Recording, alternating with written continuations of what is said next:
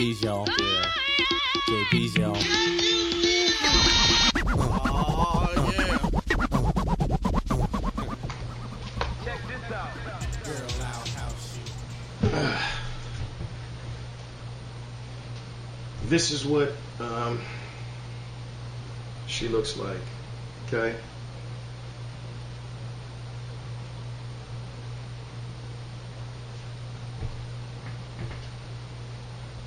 Very, very well made.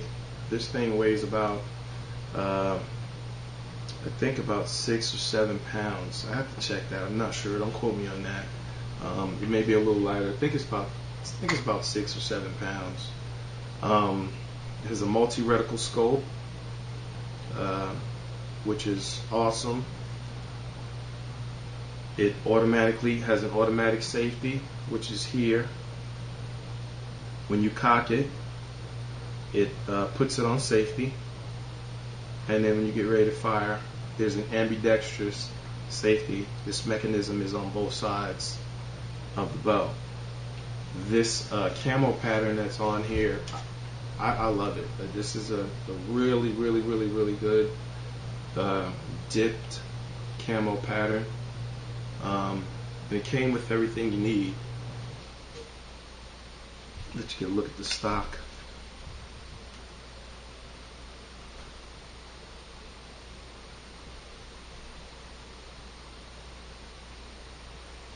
Flip it around to the other side.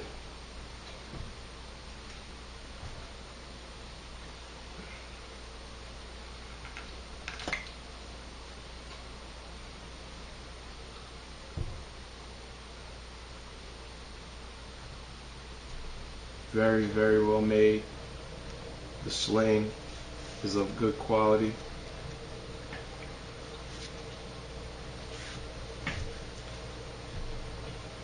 The quiver is quick detach quiver, foot stirrup.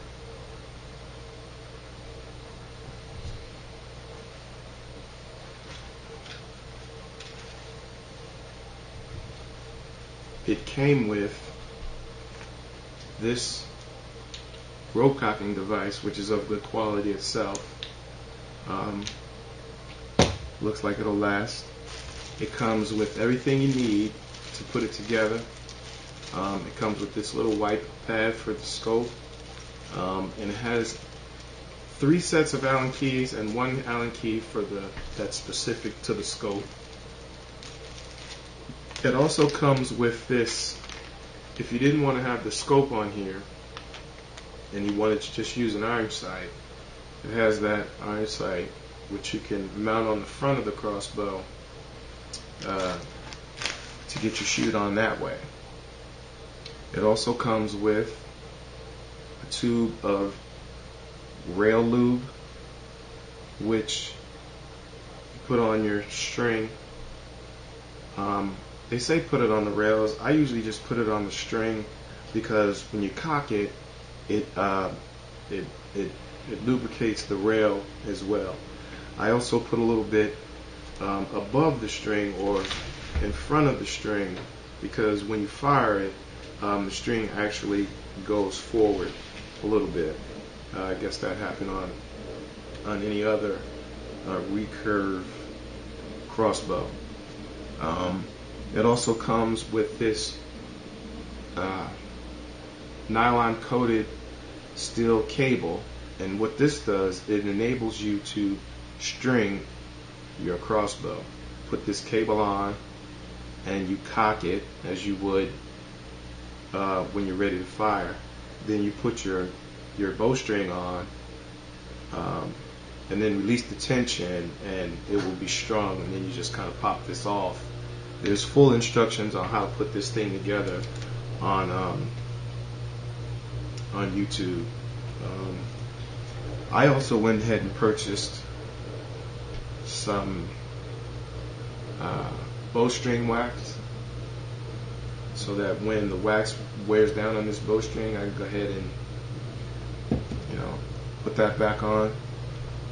I've fired this thing numerous times to get the scope sighted in, It comes with these lens covers.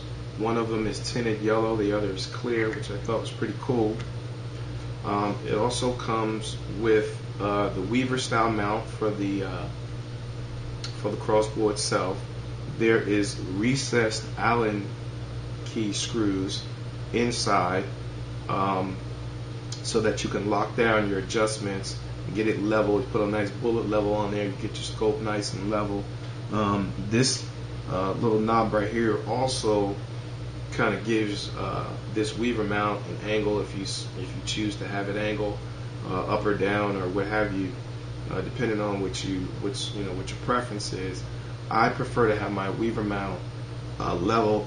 And what you do is you set this in a gun mount or a bow mount, or you can get some sandbags, whatever. Get this, you put the bullet level on the rail itself, and get the bow level. Then what you do is, once you get that bow level, then you take that bullet level and you put it on the Weaver. You get that all nice and level, and then those recessed screws is how you lock down the Weaver to make sure that won't move. And then you go ahead and mount your scope, and there are several different ways to mount your scope. Your preference on how you mount your scope is up to you, but what's important is that you get the reticle, you get the straight up and down or the vertical line, and you also get the horizontal line exact, which is important, and there are several different ways you can do that, which I won't go into. Your windage and elevation knobs are covered with these nice plastic caps.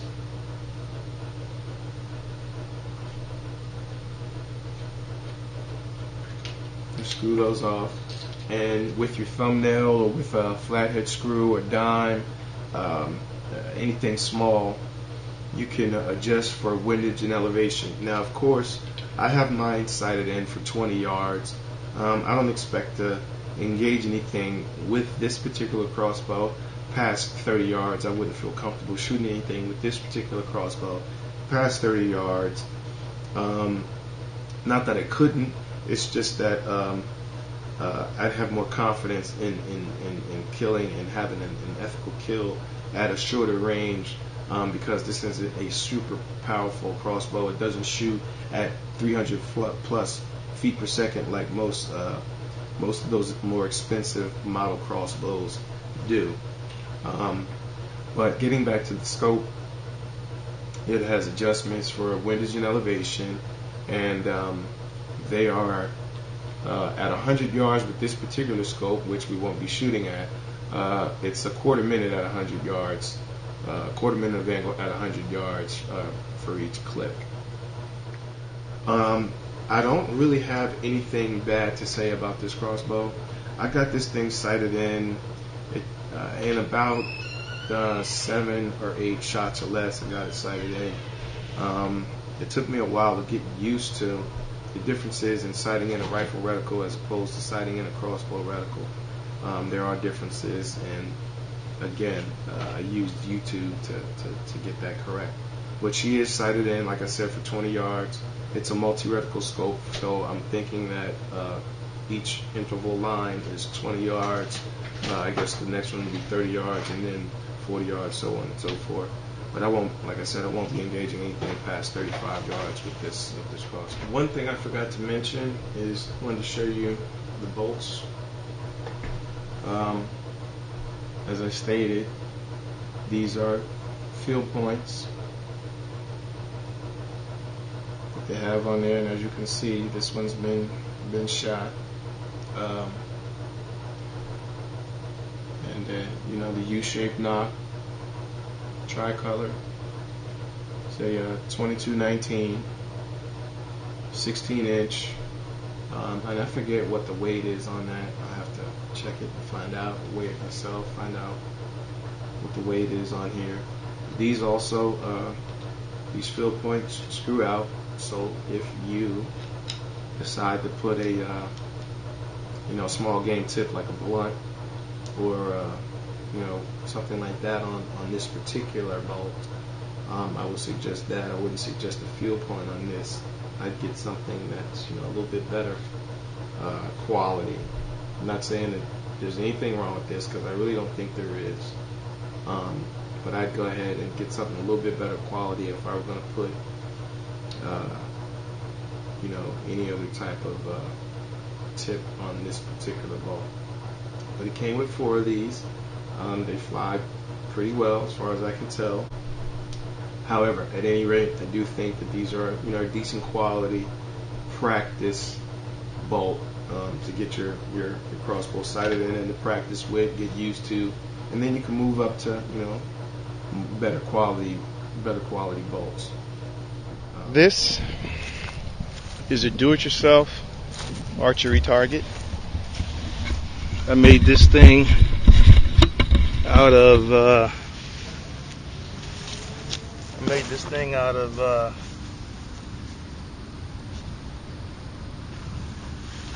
postal box. Inside the postal box there's carpeting, there's high density polystyrene, there is an old towel. All of this is in layers. Styrene's first, the rugs, the carpeting is second, more polystyrene, the towel, more polystyrene. And then I covered it all in duct tape, and I use this black electrical tape for, reference points. So I did the whole thing that way. Same thing on the other side, which I haven't shot at yet. On this side, and also I can shoot at the top if I want to. I don't want to shoot at the sides because of the way the material inside is stacked inside the box. I've backed this up approximately 20 yards, approximately. So we're going to go back here and shoot this thing. I'm going to get all set up. Okay. So, to cock the device, you're going to need your rope cocking device.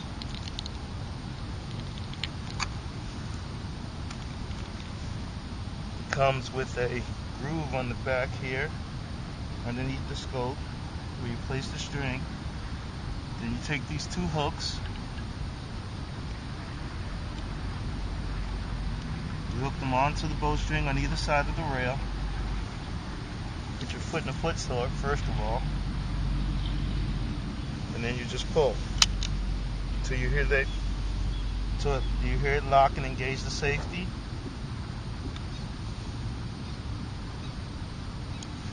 And you put away your rope cocking device somewhere safe.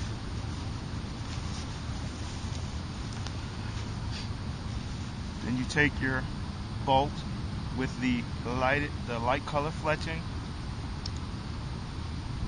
Put the light color fletching down in the groove, and you slide the bolt all the way back. I'm going to remove my scope covers right now and get ready to shoot.